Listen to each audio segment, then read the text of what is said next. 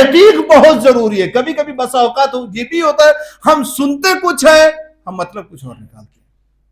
میں نے 8 ربیع الاول کے الوداعی مجلس جو بیت الصلاۃ کی مجلس تھی, اسے میں نے ایک حکایت بیان کی تھی. میں چاہ رہا ہوں اس حکایت کو میں یہاں پر دوبارہ بیان کروں. جن لوگوں نے سنا ان کے لیے تازگی ہوگی, لیکن چونکہ اس موضوع سے ریلیٹ کر رہا ہے بالکل, یعنی بی بی زہرا کا وہ زمانہ کہ جب 40 دنوں تک جا کے تخت الباب کرتی ہیں, اس زمانے میں منافقت اور لوگوں کی ذہنیت کیا تھی, مصلحت پرست کس طرح سے لوگ تھے, لوگ فیصلہ کتنی جلدی لے لیا کرتے تھے. فیصلہ ہی تو لیا انہوں نے, بی بی کے حق میں کسی نے آواز نہیں بلند کی, فیصلہ لے لیا ان لوگ. ہم فیصلہ لیتے ہیں تو ہم کتنے بڑے نقصان کے شکار ہو جاتے ہیں. ایک صلوات پڑھیں محمد آل محمد پر اللہم صلی علی محمد و آل محمد عجل فرجهم. عزیزان من, ایک حکایت ہے کہ ایک درخت کے نیچے ایک بزرگ بیٹھے تھے. کچھ نوجوان آئے اور آ کے کہا, سنا ہے تمہاری بیوی بڑی خطرناک تھی جس کو تم نے طلاق دے دیا. انہوں نے کہا ہاں یقیناً وہ بہت خطرناک تھی اور میں نے اسے طلاق دے دیا تھا.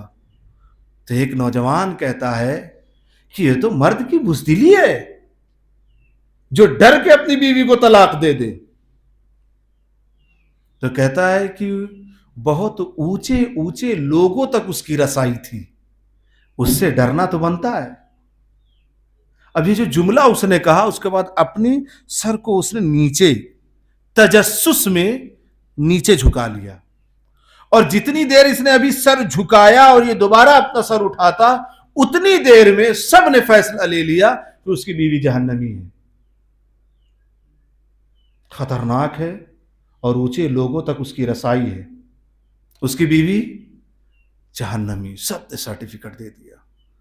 ایک بہت بڑی جماعت اس کی بیوی کو جہنمی بنا کر کے نکل گئی. کچھ لوگ اس کے درمیان ابھی بھی موجود تھے, اس کے ارد گرد موجود تھے,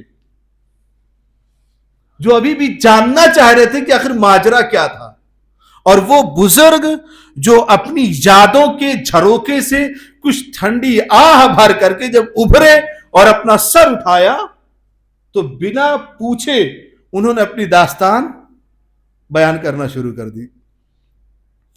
کہا یہ اس وقت کی بات ہے کہ جب 1 روپیہ منتھلی میری نوکری لگی تھی. میری ماں میری شادی کرنا چاہتی تھی اور میرے لیے لڑکی تلاش رہی تھی. ایک مونگ پھلی فروش کی بیٹی اسے پسند آ گئی اور آ کے کہا بہت ہی سیدھی ہے, سادی ہے, تہذیب والی ہے, ہمیں بس اسی لڑکی سے شادی کرنی ہے. میں نے اپنی ماں سے کہا کہ جو اتنے غریب گھرانے کی لڑکی ہو وہ سوائے اپنے پیٹ کے بارے میں کچھ اور کیا سوچ سکتی ہے, وہ کیا ہماری اولاد کو تہذیب سکھائے گی, کیا تربیت دے گی. لیکن میری ماں کا کیا کہنا کہ بس اس نے ضد باندھ رکھی تھی. بہرحال شادی ہوئی, وہ بہو بن کر کے میرے گھر آنے لگی. تو اس کے باپ نے مجھ سے کہا کہ میری بیٹی بڑی سیدھی ہے, بہت سادی ہے, ہاں اتنا ضرور ہے کہ اپنے سائیں کو یہ خوش ضرور رکھے گی. لفظ سائیں پہ غور کرنا. وہ خوشی خوشی گھر چلا آیا. اس نے کہا ابتدائی دور تھا, ہم تو اچھا خاصا کما رہے تھے اس ٹائم, باہر کھانا کھانا, دوستوں کے ساتھ وقت بتانا, دیر رات گھر آنا, ہمیں اس بات کی کوئی خبر نہیں گھر کیسے چل رہا ہے. جب تک ماں تھی. ماں کے گزر جانے کے بعد اب وہ اکیلی ہو گئی, اور جب وہ اکیلی ہو گئی تو اب تو اس کی تو روٹی کے لالے پڑنے لگے. ایک دن جوئے میں ایک بھاری رقم ہار کے گھر پہنچا. اسی وقت میری بیوی نے مجھ سے کہہ دیا کہ کیا ایسا نہیں ہو سکتا کہ پورے مہینے کا راشن ایک ساتھ لا کے رکھ دے تاکہ روز روز کی صحبتوں سے ہم پریشان نہ ہوں. ظاہر یہ دیر میں آتا ہے, پھر یہ کچھ دے گا, پھر روٹی کا انتظام, آٹا آئے گا, روٹی کا انتظام ہوگا. وہ غصے میں تھا ہی.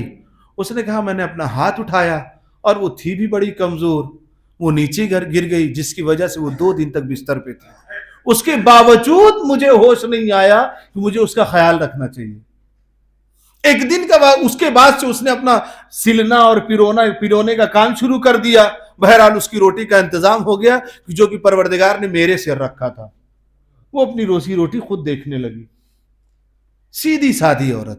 ایک دن میرے محلے کے کچھ لوگوں نے مجھ سے کہا, کچھ عورتوں نے مجھ سے کہا کہ جب تم گھر پہ نہیں ہوتے ہو نا تو تمہاری بیوی کسی سے بلند آواز میں باتیں کرتی ہے. کہ اس وقت میرا غصہ 7ویں آسمان پہ چڑھا. کون ہے جس سے یہ باتیں کرتی ہے؟ موقع کی تلاش میں تھا. ایک رات کافی گزر چکی تھی, جو میری آنکھ کھلی تو چاندنی رات تھی, بالکل جسے 14ویں کا چاند کہتے ہیں, اور اتنی روشنی تھی کہ ہر ایک چیزیں صاف نظر آ رہی تھی. میں نے اس کی آواز سنی اور بس وہیں میں فوراً ٹھٹکا. میں نے کہا بس آج ہی یہ موقع ہے, آج ہی یہ موقع ہے, اور جا کر کے اسے میں پکڑتا ہوں, رنگے ہاتھ پکڑتا ہوں. جب میں گیا تو میں نے اس کی آواز سنی تو دیکھا کہ وہ کسی سے میری شکایت کر رہی ہے, کسی سے میری شکایت کر رہی ہے. کہہ رہی تھی, سائیں جب تک میری روٹی کا ذمہ تو نے اپنے ہاتھ میں رکھا تھا تب تک بڑی عزت کے ساتھ تو روٹی دے رہا تھا, لیکن جب سے تو نے میرا نائب اس کو بنا دیا ہے اور میری روٹی کا ذمہ اس کے ہاتھ میں دے دیا, بڑی ذلت و رسوائی کا سامنا کرنا پڑ رہا ہے. سائیں میری روٹی کا انتظام اب تو خود کر. وہ کہتا ہے کہ یہ الفاظ سن کر کے میں تھر تھر کانپنے لگا, کیونکہ وہاں پر کوئی نہیں تھا. وہ سچ میں بہت بڑے لوگوں سے رسائی رکھتی تھی, کوئی نظر نہیں آیا. اصل میں وہ اپنے خدا سے شکایت کر رہی تھی. میں اتنا ڈرا کہ جس سے یہ شکایت کر رہی ہے اگر وہ غصب میں آ گیا تو میرا کیا ہوگا. میں نے اس کا ہاتھ پکڑا اور اس کے باپ کے پاس لے جا کے پہنچایا. باپ نے پوچھا کہ طلاق کی وجہ کیا ہے؟ کہا اس کے بہت بڑے لوگوں سے تعلقات ہیں, اس کے بہت بڑے لوگوں تک رسائی ہے. کہا, اس کے باپ نے کہا تجھے نہیں معلوم, میں نے تجھ سے پہلے ہی کہا تھا کہ اپنے سائیں کو بہت خوش رکھتی ہے. کہا یہی تو میری غلطی تھی, اس سائیں سے مراد میں نے اپنے آپ کو لے لیا. اور جب میں گھر پہنچا ہوں تو مجھے احساس ہوا کہ اس کی پہنچ اور اس کی رسائی اس کے خدا تک اتنی بلند تھی کہ رات میں اس نے دعا کیا تھا, بار الہ میری روٹی کا ذمہ تو اپنے ہاتھ میں لے لے, اور دوسرے دن ہی میں نے اس کو اس کے گھر پہنچایا اور اس کی روٹی کا ذمہ اس کے پروردگار کے پاس چلا گیا. میں یہ غور کر کے تعجب میں پڑ گیا کہ اس کے الفاظ کس طرح سے بارگاہ اہدیت میں پہنچتے ہیں. اب سمجھ میں آیا اس عورت کا کردار کیا تھا.